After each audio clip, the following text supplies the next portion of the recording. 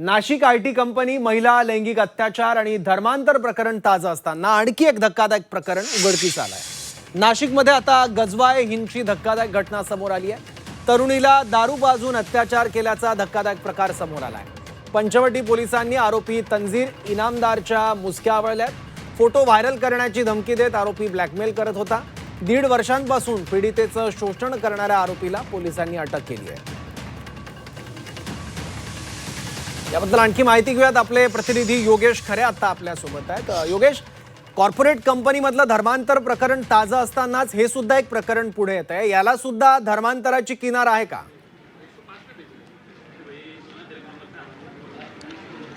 याला सध्या धर्मांतराची किनार आहे की नाही याचा तपास पोलीस करतायत। मात्र सध्या जी तक्रार एका युवतीने नोंदवलेली आहे, पीडित युवतीने, त्याचा मागोवा बघता हे प्रकरण त्याच पद्धतीचं असल्याचं दिसून येत आहे। जर आपण बघितलं तर या मुलीला जवळजवळ 1.5 ते 2 वर्षापासून हा मुलगा तिला सातत्यानं ब्लॅकमेल करत होता। तिला प्रत्येक ठिकाणी येण्यास भाग पाडत होता। अन्यथा तुझे सगळे फोटो व्हायरल करेल, व्हिडिओ व्हायरल करेल असं सातत्यानं धमकी देत होता।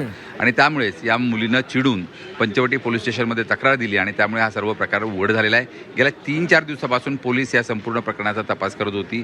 अनेक अधिकाऱ्यांनी या ठिकाणी जाऊन संपूर्ण घटनेची सखोल चौकशी केली आहे आणि त्यानंतर हा गुन्हा दाखल करण्यात आला आहे। त्यामुळे या प्रकरणात तथ्य आहे असं म्हणायला हरकत नाही। आता या आरोपीला सुद्धा पोलिसांनी अटक केलेली आहे। त्याला न्यायालयामध्ये आता हजर करण्यात आलेलं आहे। थोड्याच वेळामध्ये त्याच्या पोलीस कोठडीबाबत सुनावणी होईलच। मात्र एकूणच पुन्हा एक धक्कादायक प्रकरणाने नाशिक हादरलं आहे असं म्हणायला हरकत नाही। ठीक आहे योगेश, धन्यवाद या माहितीबद्दल।